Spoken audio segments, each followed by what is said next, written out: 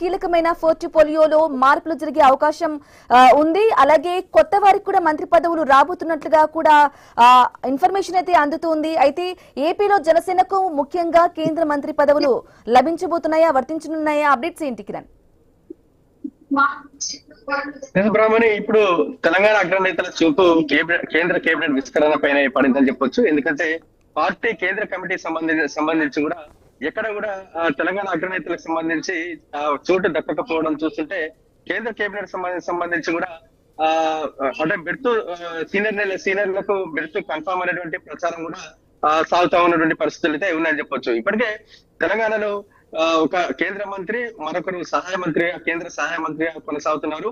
మరో కేంద్ర మంత్రి పదవి, అదేవిధంగా మరో సహాయక మంత్రి పదవి ఇచ్చేటువంటి అవకాశాలు ఉన్నాయని కూడా పార్టీ వర్గాల నుంచి కూడా వినిపిస్తున్నటువంటి మాట. ఆ నేపథ్యంలోనే ఇటు రేసులో మహబూబ్నగర్ ఎంపీ డికే అరుణతో పాటు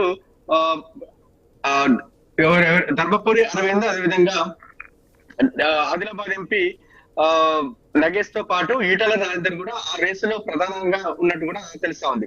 మరోవైపు బీజేపీ వైపు తెలంగాణలో అధికారమైన లక్ష్యంగా బీజేపీ పావులు కదుపుతున్నటువంటి నేపథ్యంలో నిన్న కమిటీలకు సంబంధించి కూడా చోటు దక్కకపోవడంపై కూడా చాలా మంది అగ్రనేతలు కూడా ఒకంత నైరాశ్యంలో ఉన్నట్టు కూడా తెలుస్తా ఉంది. మరోవైపు మరో ప్రచారం కూడా జరుగుతుంది. ఎందుకంటే కేంద్ర కమిటీలో చోటు దక్కలేదు కాబట్టి కేబినెట్ విస్తరణలో తమను తీసుకునేటువంటి అవకాశం ఉందనేటువంటి అంచనాలు కూడా కనబడతా ఉన్నాయి. ఆ నేపథ్యంలోనే ఎవరికి వారు సామాజిక ఈక్వేషన్స్ వేరే చేసుకుని కూడా మంత్రి పదవికి ఖాయం అనేటువంటి ధీమాలో ఉన్నారు. అయితే ఆదిలాబాద్ ఎంపీ నగేష్ ఆయన ఎస్టీ నాయకులుగా ఉన్నారు. అతనికి ఎస్టీ కోటాలో మంత్రి పదవి వస్తుందనేటువంటి ఒక భరోసా ఉన్నట్టు కూడా తెలుస్తా ఉంది. గతంలో కూడా చాలా సార్లు మాట్లాడారు. తనకు నేను మంత్రి పదవి రేసులో ఉన్నానంటూ కూడా ఆయన స్వయాన ఆయన్ని చెప్పడం జరిగింది.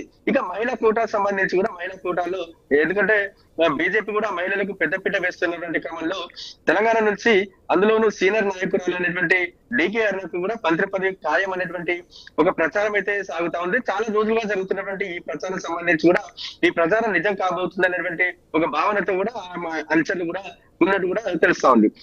మరోవైపు ఈటల రాజేందర్ కూడా ఆయన చాలా సీనియర్ నాయకులు, బీసీ నాయకులు, ఆయన తెలంగాణ ఉద్యమకారుడు ఆయనకు పేరుంది. అయితే ఆయన కూడా ప్రస్తుతం అయితే మంత్రి పదవి రేసులో ఉన్నట్టు కూడా తెలుస్తా ఉంది. ఈయనతో పాటు మరో సీనియర్ నాయకులు అయినటువంటి నిజామాబాద్ ఎంపీ ధర్మపురి అరవింద్ కూడా తన సీనియారిటీని కావచ్చు, తన పార్టీకి సంబంధించిన పార్టీకి ఆయన చేసినటువంటి సేవలను గుర్తు చేసుకుంటూ కూడా తనకు పదవి ఖాయమైనటువంటి ధీమాతో కూడా ఉన్నారు. అయితే ఇక్కడ మరో ప్రచారం కూడా సాగుతుంది. నిజంగా ఎవరైతే బండి సంజయ్ ని, అదేవిధంగా కేంద్ర మంత్రిగా ఉన్నటువంటి కిషన్ రెడ్డిని వీరిద్దరిని కొనసాగిస్తూనే మరో మంత్రి పదవి, మరో సహాయ మంత్రి పదవి ఇస్తారా, లేకుంటే ఇప్పుడు ఇటీవల పోక్సో కేసు సంబంధించి కూడా బండి సంజయ్ ని కొంచెం డ్యామేజ్ చేసింది కాబట్టి ఆయనను ఆ పదవి నుంచి తప్పించి కేంద్ర సహాయ మంత్రి పదవిని మరొకరికి ఇస్తారా అనేటువంటి ఒక ప్రచారం కూడా సాగుతున్నటువంటి పరిస్థితి కూడా కనబడతా ఉంది. మొత్తానికైతే సామాజిక ఈక్వేషన్స్ మేరీ చేసుకుంటూ కూడా చాలా మంది సీనియర్లంతా కూడా మా కేబినెట్ విస్తరణ సంబంధించి తమకు చోటు ఖాయం అనేటువంటి ధీమాతో ఎవరికి వారే ఉన్నట్టు కూడా తెలుస్తా ఉంది. ఇక కేంద్ర కమిటీకి సంబంధించి కూడా చోటు దక్కలేదు కాబట్టి తమకు ఖచ్చితంగా కేబినెట్ విస్తరణలో తీసుకునేటువంటి అవకాశం ఉందనేటువంటి ఒక అంచనాలు కూడా అగ్రనేతలు వేసుకుంటున్నారు. Brahmani. Right Kiran, thank you for the updates. Right, ఇక బీజేపీ ఎంపీ ఈటల రాజేందర్ మీడియాతో మాట్లాడుతున్నారు. లైవ్ ద్వారా చూద్దాం.